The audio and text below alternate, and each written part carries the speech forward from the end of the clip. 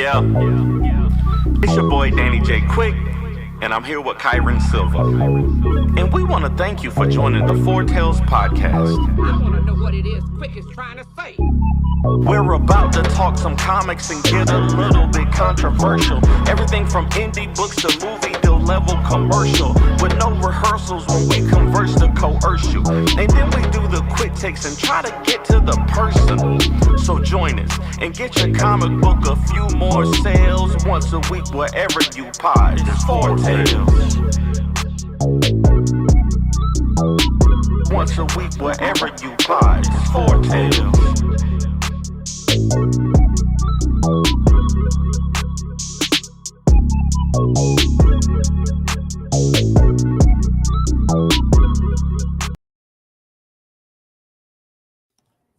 I find it hilarious that our intro sounds so professional and so good.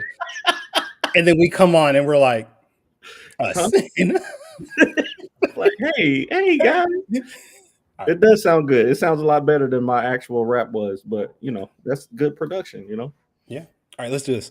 Ladies and gentlemen, boys and girls, children of all ages, Taurus Comics in collaboration with Fourth Wall Productions respectfully brings to you the 147th episode of the Four Tales podcast. I am your host, Kyron Silva from Taurus Comics. Across the way is the reddish-blue romancer of Ace Blade, Danny J. Quick, and together we are your two award-winning blurred comic creators here to help you find your next favorite comic. Hey, did you bring me some canes? I guess I didn't get any canes. All right. We are live on the Age of Geekdom Network via Facebook, Instagram, Twitch, YouTube, and TikTok. Kick, you're no longer part of this. So if you're listening or watching us live, thank you for your support. Jesus.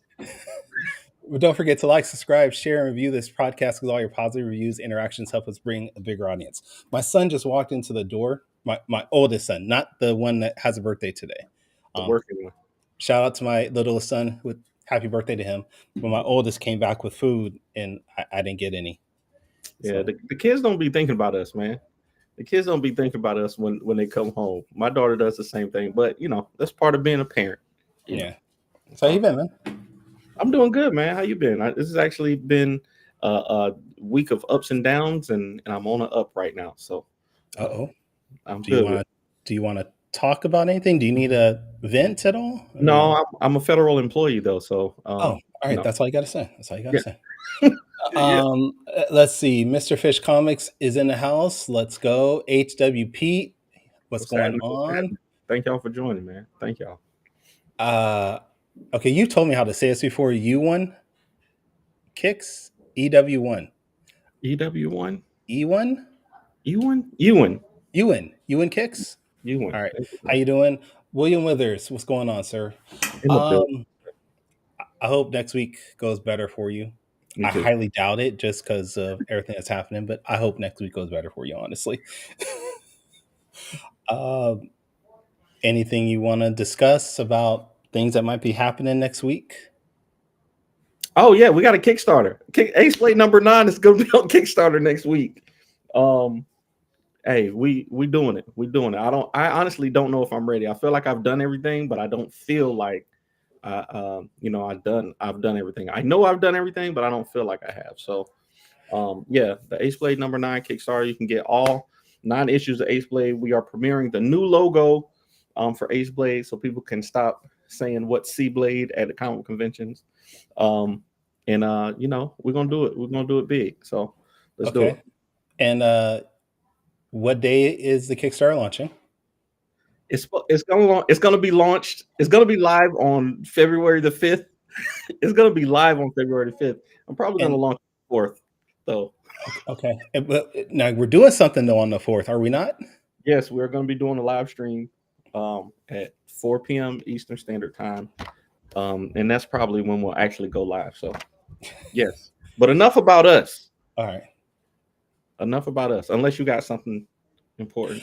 I was just gonna say we had worked out something where you were gonna send me some sketch covers and I was gonna do them live as a giveaway, but you never did, so that's your fault. So yeah, that was my fault. Yeah. The logistics got messed up. That's why I give all that responsibility to Morgan. But all right. Like you said, enough about us. Yes, enough about us. We got a special guest this week. Um, she is an amazing writer. Star Trek, My Little Pony, Spider-Man Unlimited, Avengers, Full Court Press, Moon Girl, Devil Dinosaur, Sesame Street, Absolute Power. There's an alien book in there too, right? And that was all just in 2024, I believe. And apparently she's an X-Men because she's right next to Cerebro too. So Sitting back there with Cerebro right now. Stephanie Williams, welcome to the podcast. Hey, I'm happy to be here.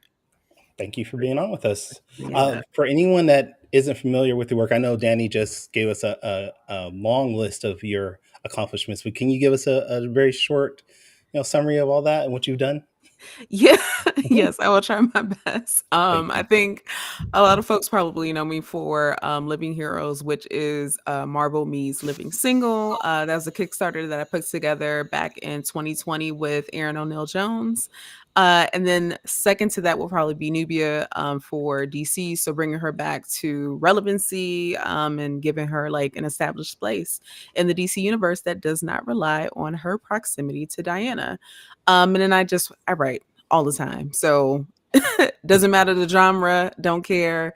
Sign me up and I'll write it. So that is why there are so many titles under my name. Absolutely. Speaking of that, I'm gonna put you on the spot because I saw a post that you posted earlier. Mhm. You were excited about Career Day, and you Mhm. said you're gonna give them a 2-for-1 special, sciences to entertainment writer, because I'm Yes. doing more than just comics these days. What exactly did you mean by that? I don't know.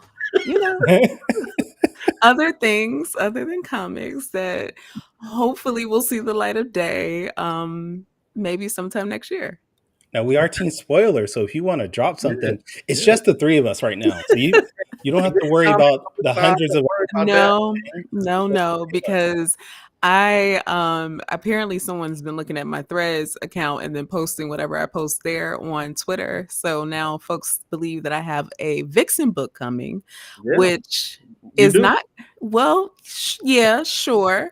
Just But also yeah, I didn't realize that whatever I say is taken like, Stephanie's doing that thing. And that's a huge compliment. But yes, please continue to put out positive vibes for this Vixen book. Because obviously it needs to happen. obviously. No, I think Or that you can write Ace Blade for Danny. That's I fine. I absolutely listen. don't play around now. I don't know if we got the budget, but we can work something out. Okay, I don't want If he to. doesn't have the budget, you can write Ruby from Planet Oz for me. That's fine. We can work something out. We can definitely Um, work that out. but no, that's a huge compliment. I think people are really paying attention to the things that you put out, because you put out great work. I was reading recently. I know this is an older project of yours, but the milestone 30th anniversary. You did Yeah. Icon Forever, right? Mhm. And I just read that for the first time, literally this last week, and I was like, "Yo, this is what should happen in the milestone continuity. Like, this is absolutely what happened. What should happen? Icon takes over, or Rocket takes over the Icon mantle, Mhm. and this I was intrigued by her taking her son to college, and then she's Icon. She's got the new suit, and dealing with things in her daily life. Man, I was like, yo, in 4 or 5, it wasn't even a long story. It's 5 or 6 pages, and it was amazing. So I think that is a huge compliment, because you do great work. Thank you. I mean, that is really me trying to pare down a series, like a limited series that I had in mind for Rocket, where she's dealing with being an empty nester while also being a superhero. And because she had her son so young, just her, I don't know, exploring what adulthood looks like without him right there. I thought that could be pretty interesting. And then also, like, again, like her taking over for Icon and I don't know, having this bigger than life kind of event that she has to deal with while also having a kid in college. So I don't know. Hopefully somebody like an editor will read that, like Dennis Gowan or someone, and I can get that shot at writing some more Rocket. I mean, I'm not going to drop names, but Dennis has watched our show once or twice, so I'm not going to say Yeah. anything. Well, And I know Uncle Joe Illich is doing some milestone stuff right now. Yes, Yes. So, absolutely. The Shadow Cabinet has been really good so far. I'm hoping that DC will continue to make the commitment to like put these books out, but not in a limited fashion. yeah, that's awesome. So what are we working on now? Like what's the future hold for Stephanie that you can tell us about? Wow. There's a book with some Um, ravens or something. What's the I, yeah, so yeah, I'll talk about that. this seems so So complicated that of a is question. I didn't a think it was this complicated. well, it is. It shouldn't be, but it is because I'm working on 4 different things right now that I want to yell at the top of my lungs about because they're We that can cool. cancel the But stream. I have We a can Star cancel Trek. the stream, and you can just talk to us if you want to. No, you cannot cancel. I will nothing. tell you tomorrow Okay, at MiniCon. I will Wait, give you okay, the wait, rundown. excuse me, I'm not going to be at MiniCon tomorrow, so I'll can tell you you tell later, me? Kyron. Don't worry about it. I'll tell Yep. you later. All right. Okay. He'll fill you in. But there is a Star Trek story that I have coming out. It's a one shot. I don't know when, but sometime this year. Very relevant for everything that's going on. I don't know. I'm a Black It's woman, so just like very, Octavia Butler, like predicting the future. So it's the it's very future, it's the timely. present, it's our history. Yeah.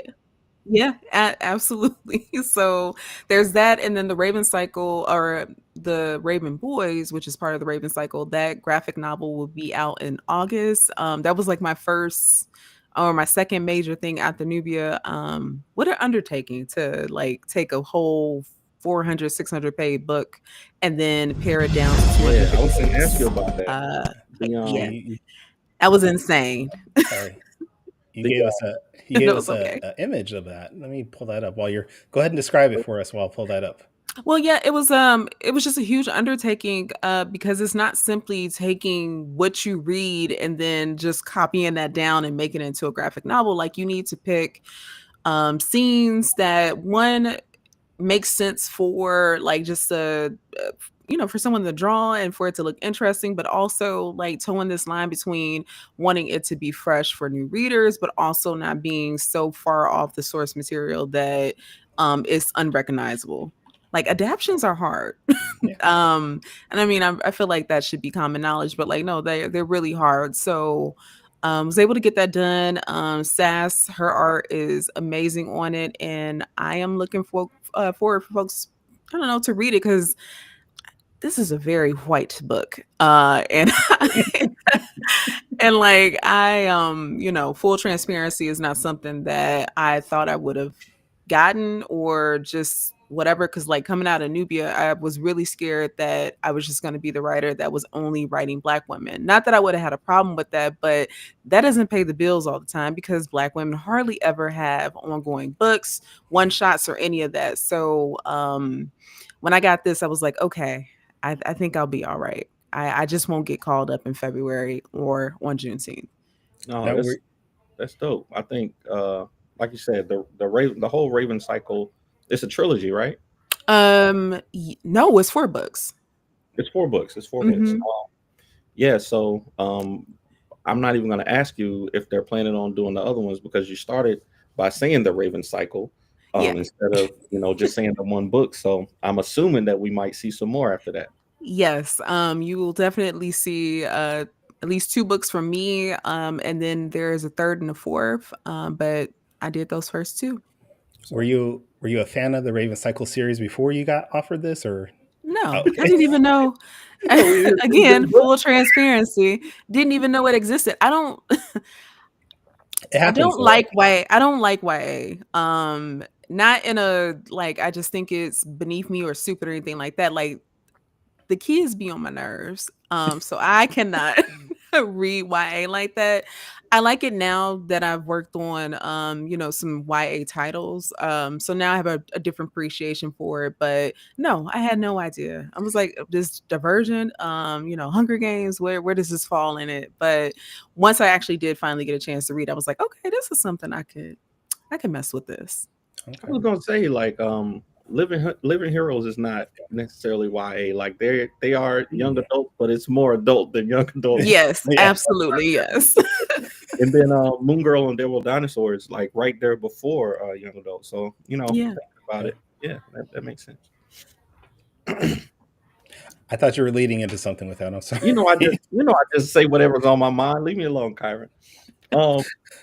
So talking about your the origins in you making comics or you coming into the comic game. I've heard you talk about it plenty of times. You used to play Storm on was it Marvel vs. Capcom? Uh-huh. With your Storm character, and then leading into what was the show that you were watching that you equated to soap operas? I think my grandmother, it was either The Young and the Restless or The Bold and the Beautiful, one of the two. Whatever, so probably Bold and Beautiful, because I think that came on after Price is Right. Always.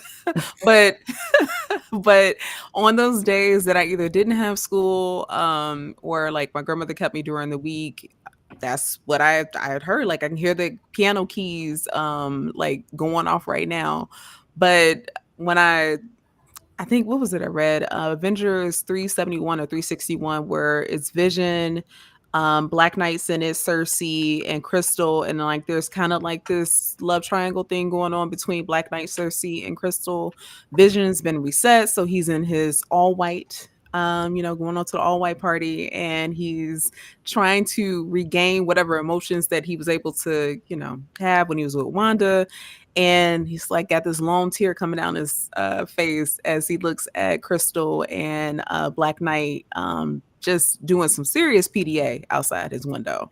But it was just so dramatic. And I think that's why I was just like, oh, this is like soap operas. They're just wearing tights. Yeah. I think that's the new tagline for comics. This is just like soap operas. We're just wearing tights. Yeah, millions of copies will be sold. People come back from the dead. People betray each other. Yeah, it really is. I like it. Yeah. One thing I really like about the stories that you write is that you'll put like little Easter eggs just for Black people in there. I don't know if that's a thing, but I see it in your work a lot. Yes. Like even with the Icon story.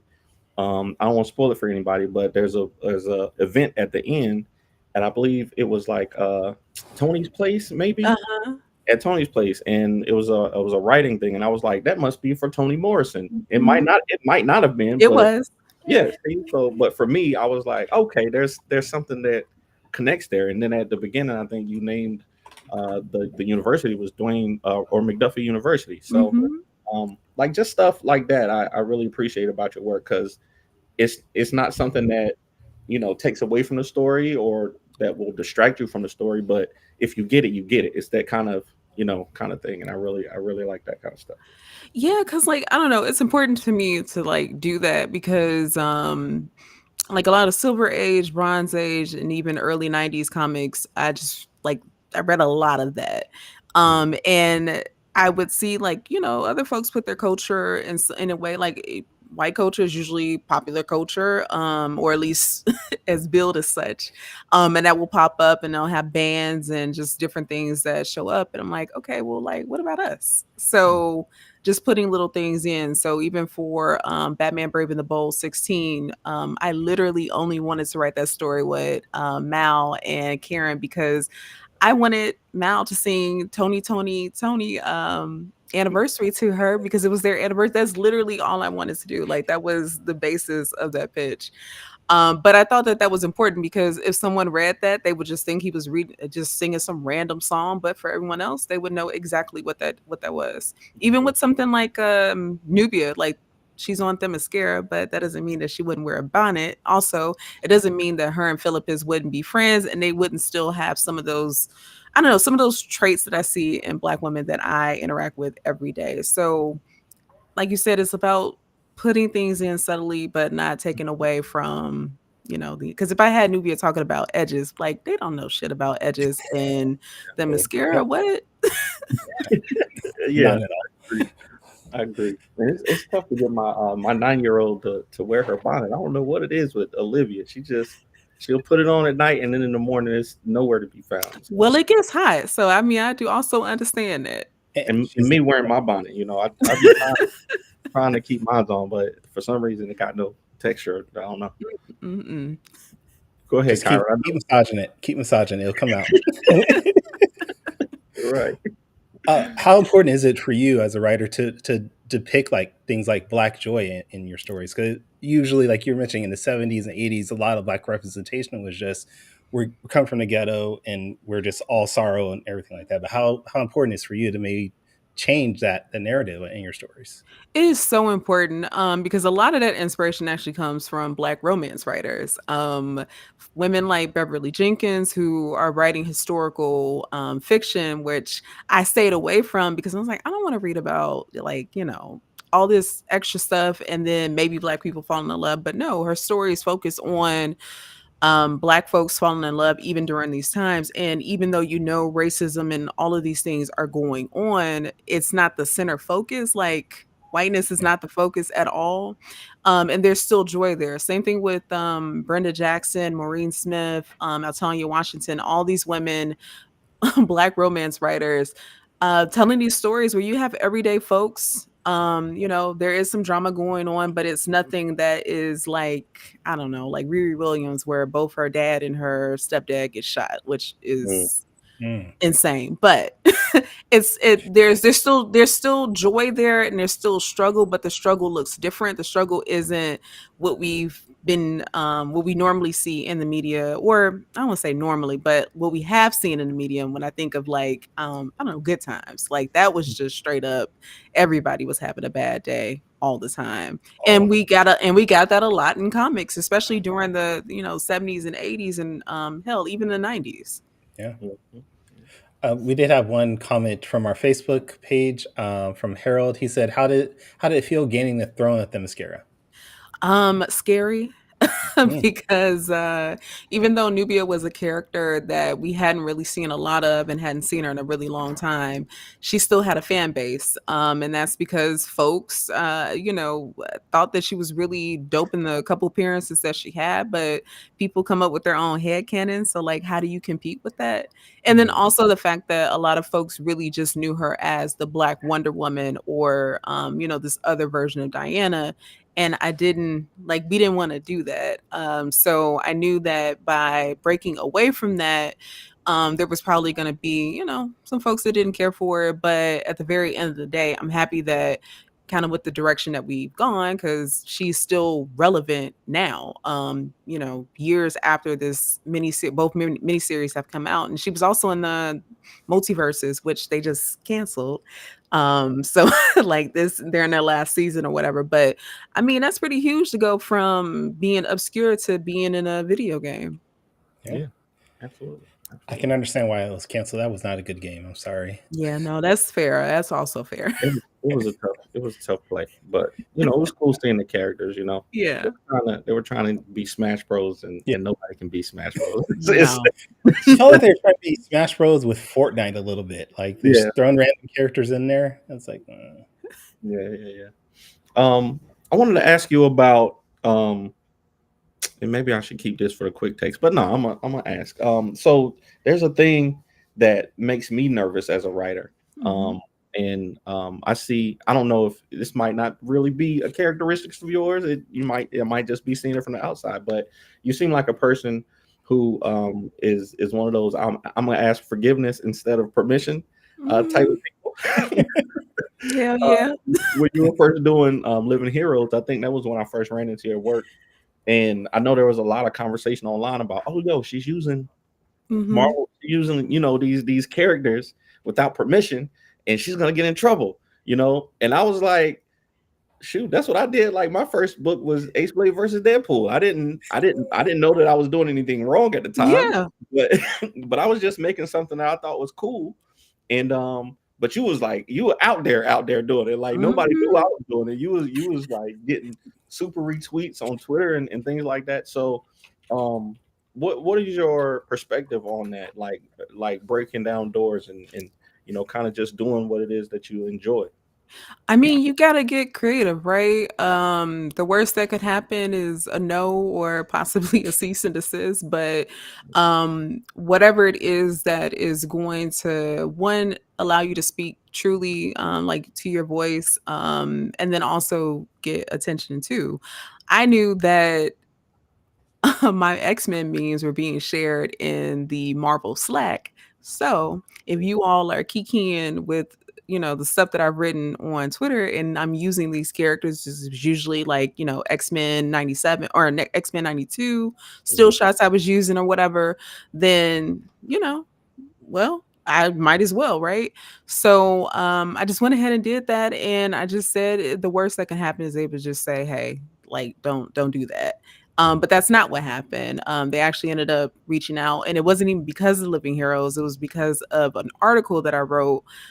It was the best butts and marbles from the '90s. It was like this silly listicle or whatever, which is what got their attention. But I'm pretty sure, like Living Heroes, whatever I was doing with Parenthood Activate and those memes, probably all contributed to it. But I mean, I'm not the only one that's done it. I've heard Mark Russell talk about this, where he learned that the reason why Marie Javins had even reached out to him to write, I think it was Prez was a series, was not because of all of the novels that he had written before. It was this Count Chocula like I think like comic strip that he was writing, right? That's an IP. So like, The serial Count Chocula, huh? the serial Count Chocula. So, it's all you can do is try, right?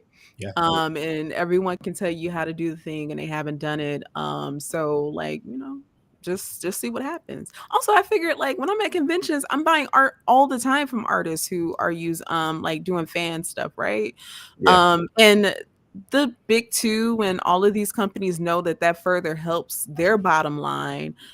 So I think it's a tricky game, but I think it's one if you play it to the best of your ability, then you're fine.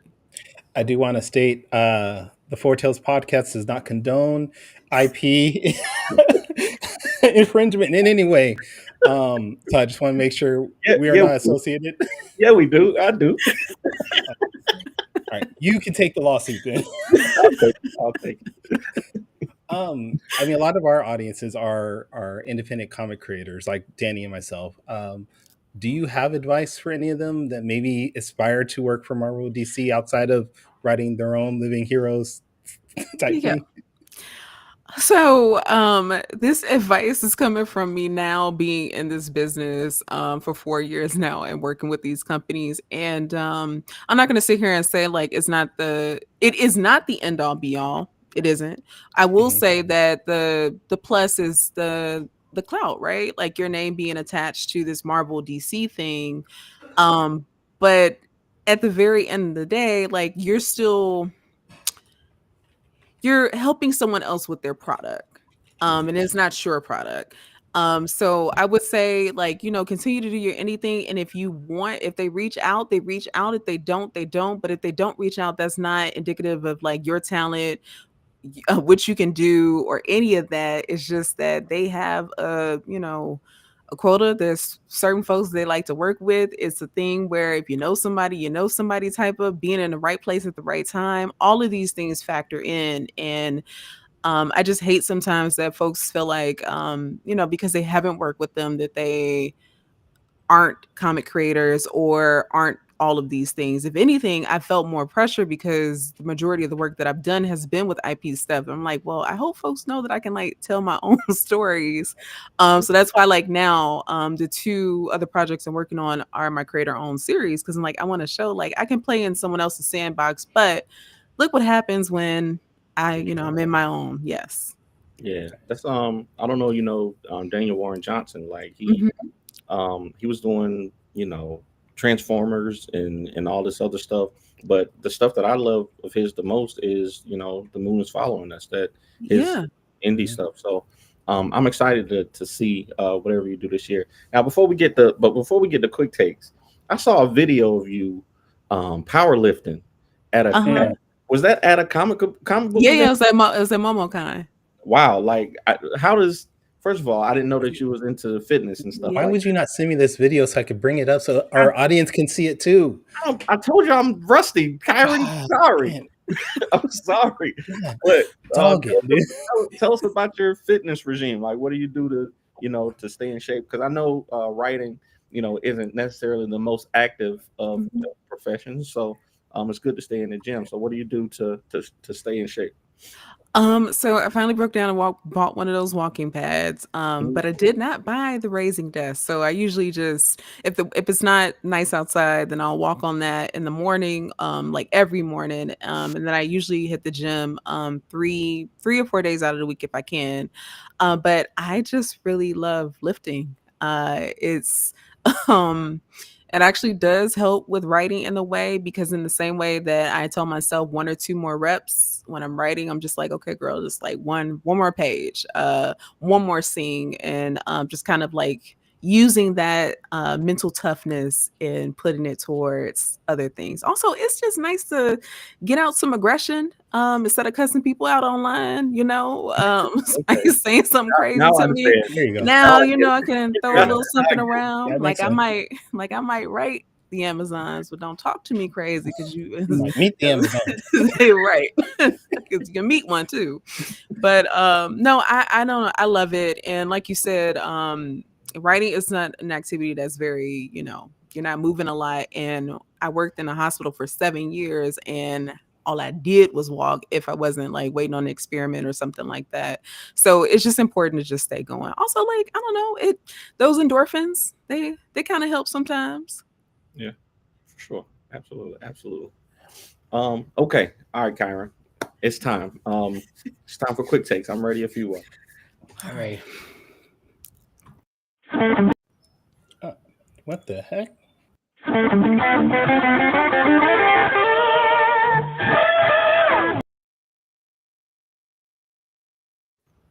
See, you rusty too. And it's okay. No, I'm not Rusty. My name is Kyron. It's not Rusty. What's wrong? You don't know my Okay. name no more? If you've never seen the show before, fire I was Q&A trying to do session something different. Sorry. where we grill our guests on their deepest, darkest secrets from the internet. Or we could just ask you a couple questions to get to know you better. What's up, Jay? Hey, Jay. hold on. So we're gonna ask you 5 If you questions. think this is Stephanie Williams, you're correct. If you think somebody else, you're completely wrong. You think it's that? We're gonna ask you 5 questions, and you're gonna have 45 seconds each to answer them off the top of your head. Starting with question number 1. So I saw another post that you made describing a Land Rover, I think it was, as an elegant bus. I believe you said you wanted to cross it off your list. Like it was a car that you wanted.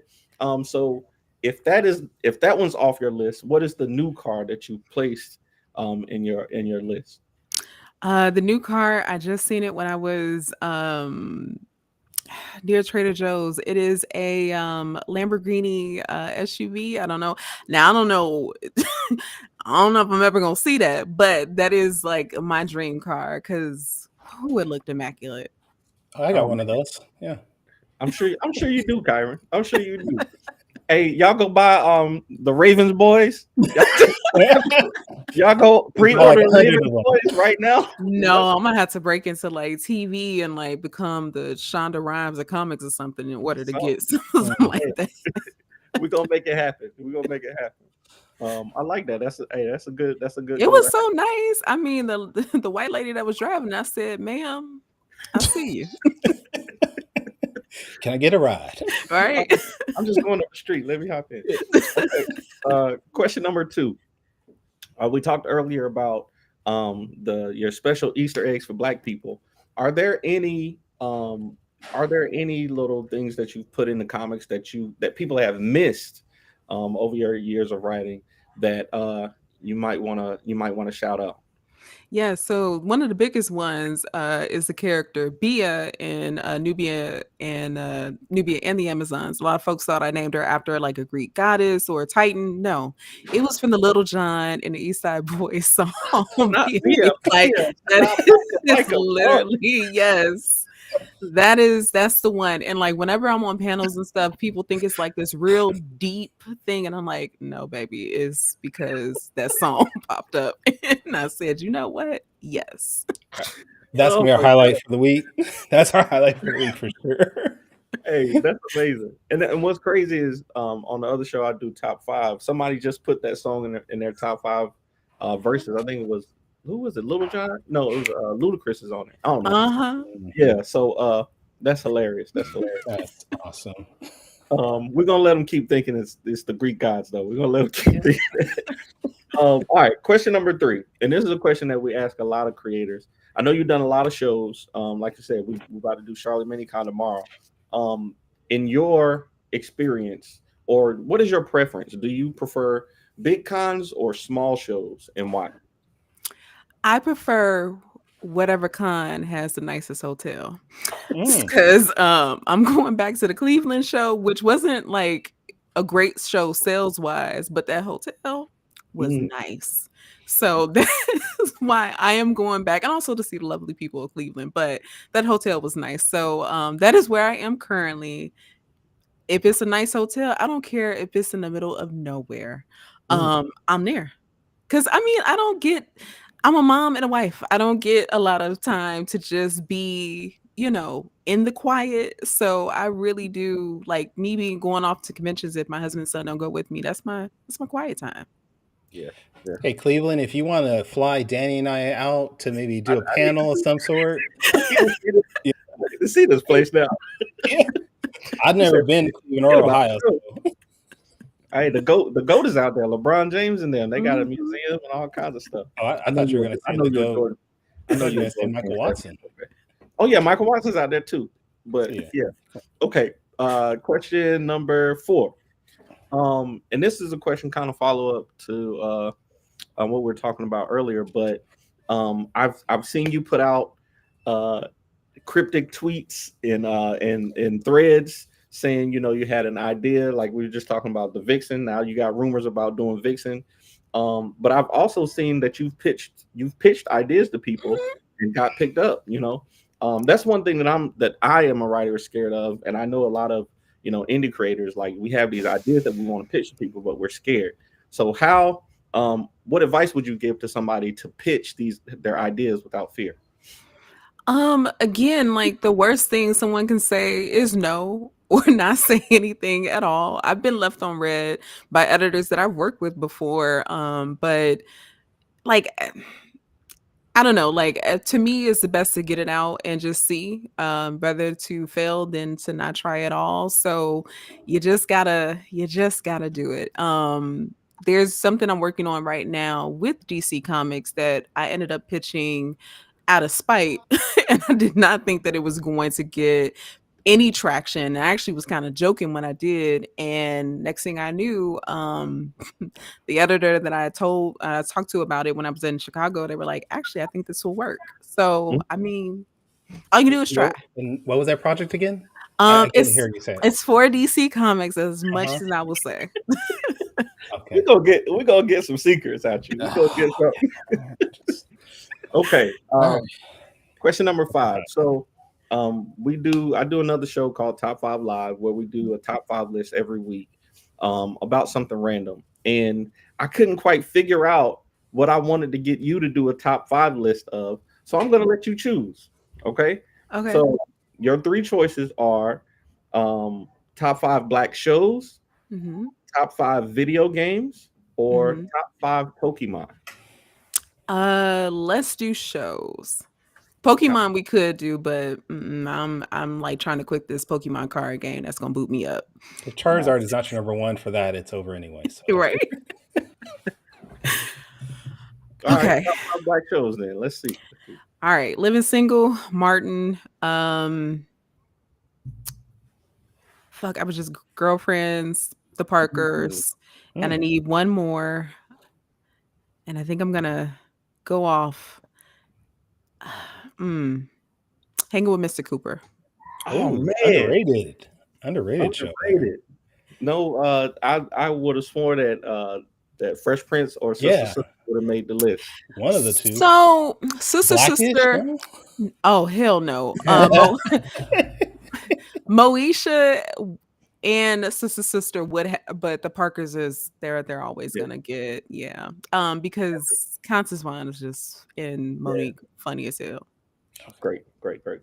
Okay. That's like I all appreciate 90s CW UPN shows right there. Yes, because I was even gonna say the Wayans brothers too. So There you I mean, go. I could just Yeah. go on the Jamie Foxx show. Some Mhm. seasons, not all of them, but yeah, Jamie Foxx had a good That's run. good. you know, yeah. Mm-hmm. That's one of my favorite shows, man. The Jamie Foxx show. Yeah. I appreciate you doing that for us. Quick Takes has been brought to you by Gemini Comic Supply. If you go to Gemini Comic Supply, you will get and use the promo code AcePlay, you'll get 10% off your order. We appreciate you, Stephanie. That was dope, man. It's always good to talk to you. Yeah, of course. All right, I will give hints to the two creator-owned things that I'm doing. So one of them, if you are a fan of the movie Annihilation and Harlem Nights. I just watched Annihilation again last night, actually. So Annihilation and Harlem Nights found a Annihilation way to bring. That's an bring interesting those. combination. Yes. So that's one, and the other one is if Roland Emmerich actually did a disaster film where he had a black family in it, and he redid Time Cop. That's the other one. John Carl Van Damme, What? Time Cop. Yes. I literally just Any other watched that Time Cop? 2 weeks ago. 80s and 90s action movies is like catnip to me. Hey, I'm All the problematic white men, and also throw in Wesley Snipes. and Wesley Snipes. And Wesley Snipes. But yes, I mean, listen, it's old, so that's what I'm doing. Yeah, I'm looking out for both of those, no matter how they come out. Well, the announcement for one, I think, might be in the coming weeks. Okay. Because I'm going to the Comics Pro conference. Just found that out. So Nice. is Marvin Wynn's going to there too. Marvin Wynn will be there. Yeah. So I will let y'all know. And then the other IP thing, if you are a 90s kid and you love Saturday morning cartoons, I'll leave it at that. Well, that's like a wide spectrum of things, though. Come on. Exactly. Oh, wow. You doing Animaniacs? Wait a minute. Okay, nah, I'm not. And I think it'll be my first ongoing, which is hilarious because whenever this news comes out, it's gonna be like, damn, they really let her ass write that, huh? Hey, I'm down with it. I'm looking forward to that. I'm imagining Recess for some reason. I don't know why. Damn it. I did love Recess now. Okay. All right, Daryl Murphy. We're gonna make it happen. Daryl Murphy's in the chat. He said he might see you guys tomorrow at Minicon. Oh, both of you guys are going to be at Minicon tomorrow. Hey. All right. J Hero says, Steph, you are a sorry. I can't say it's my kids here. You're an effing force. Excited to continue to support you and your journey. Always have your back. Let me see if I missed. Thank you, Jay. Finish that book. I want to read Star Wilder. Yeah, Star Wilder. We need that. All right, Steph. This has been a great time. We appreciate you coming on. We want to make sure our listeners follows you and follows your journey again. So where's the best spots on the interwebs to do that? So it's going to be at Steph_I_Will, and that is on IG, Threads, TikTok, and then Blue Sky, Stephanie Williams, whatever the Blue Sky thingy is. And I have a newsletter that will be starting, I believe, at the end of this month or the 1st of March. You don't want to miss that one because I will be giving secrets away. I'll even do a little industry gossip because comics it is a place. Blue Sky really needs to change how they do their ads because that's the only thing that's stopping them from really blowing up. It's just too complicated. Because I'm not writing all that. Yeah, that's ridiculous. Danny, where can people check you out? The best place to find me is our website, fourthwallpros.com. And if you want to find me on social media, it's at the AcePlay on all social media platforms. Steph, I got something for you tomorrow. I got some books for you tomorrow. Do not let me leave tomorrow without giving them. I will not make no promises, but yes, I'm gonna sneak out. Getting out of there, right? But Kyron, where can people find you, sir? You can find me at tauruscomics.com on all social media platforms at Taurus Comics. But I need to highlight this real quick. Daryl in the chat here said my flight got canceled, so I'm still in New York or in North Carolina. I'm working on a book right now that I will talk to you all about. Kanye West is behind this one. That's all I can say at the moment. So Daryl Murphy just doing big things. Okay. Daryl be getting it in, man. Seriously. Shout out to Daryl Murphy, working hard, man. All right, but yeah. You can catch me all social media platforms at Taurus Comics. And if this is your first time checking out the Four Tails podcast, you can go to our website. That is the fourtailspodcast.com, the number 4, TALES podcast.com. Please join us next. Well, actually, let me stop. Join us Tuesday, the 4th of February. We're going to do Danny's Ace Blade live giveaway. He's already hinted that we might launch early because, you know, Danny's impulsive like that. He might. Be trying.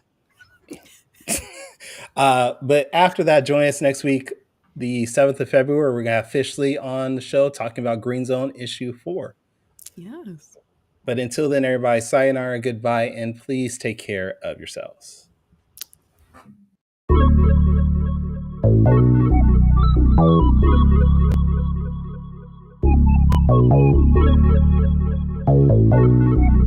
I want to know what it is quick is trying to say.